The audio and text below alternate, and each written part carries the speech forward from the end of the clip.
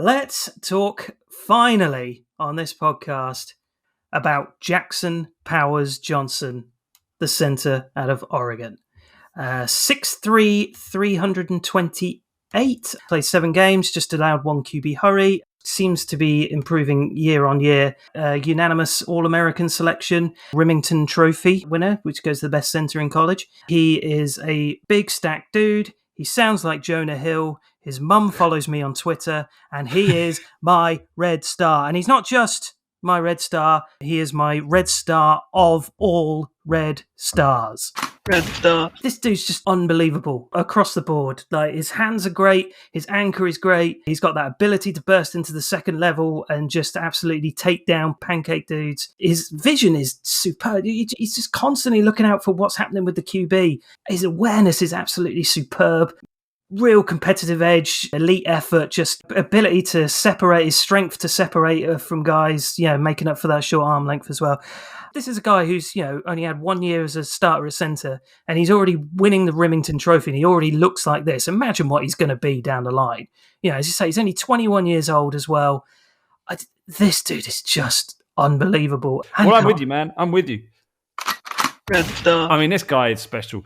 Very mobile, athletic center, right? You say that, you think, all right, he's one little dude, he's Kendrick Dean. No, big, wide, square frame. One of the widest centers since Landon Dickerson, who's actually gone on to play guard for the Eagles. But, there's been a few centers that I've really liked over the years. I like Tyler Biadasz. I like Landon Dickerson at center. It was injury concerns that stopped me from red starring him. I like Creed, who I did red star. I like Tyler Linderbaum, that I did red star.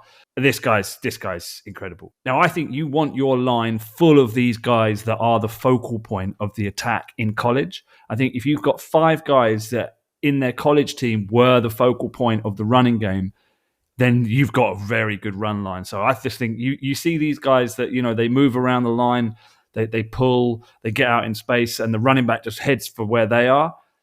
They're going to be good against, in the run in the NFL. So that's a massive plus point when you see that level of work. You mentioned the combine. He didn't run, didn't need to. He probably would have hurt himself more than, literally injured himself more than he needed to by running. So I thought it was a wise decision. He benched 30 reps, 6th overall lineman, 3 of them being centers. So it's a very strong center group in terms of just pure power. 32-inch vert, fine. 8'8" broad, which is kind of mid to poor actually, but that's just one of those things. So he's not as explosive as you would like, but I think it's more about strength and power and movement in his game. I'll just run through, since he's my red star, I'll run through all my notes. Otherwise, at risk of repeating a few things, but I think it's worth it because he's so good. Very quick first step. He's very twitched up for a guy. He's so wide, isn't he? He's like square. He's like a square man. It's like. But he's so twitched up. He gets going in a hurry, which is just so rare. And I think that's why you're going to see him go in the first round. You're going to see him go early. He's got rare movement skills. But he's got a good anchor, good grip strength, good torque. He's a heavy striker. And you see him win the second effort battle in the power game. When they're sort of engaged and locked up. He seems to just have this okay, well, I'll take it up to this level and just drive you into the ground. He kind of wins that effort battle. But he plays with a high energy inside. Dynamic progressions from one block to the next. It's not like he's just patter-caking a guy to get to the guy he's really meant to be. Every block comes with violence. When he scoots in the zone game, gets downhill, wants to hit someone, flies around the line of scrimmage with good agility and good change of direction for a guy his size, keeps his head on a swivel, always looking for work, great motor. It seems like, this is like a bit of a bait point for centers, but given what we've seen at the Steelers, I think it's relevant. Consistent snapper of the ball. In fact, I thought most of the guys in this class seemed like they could all snap the ball well, short of one of them, which I thought was a bit loopy. Assignment sound, always seems to be in the right place at the right time. Tone setter, leader, captain, brings the intensity both in tempo and also mauling aggression. Especially in space, and it seemed like he was the El Capitan of the line, despite only being a 1-year starter. So you like that, and you said it, Mark. You went to look for a center. Week 4 of the college season? Yeah. And someone was saying that this guy was the guy, and he'd only been playing starting really for 4 games. So he'd obviously made a massive impression.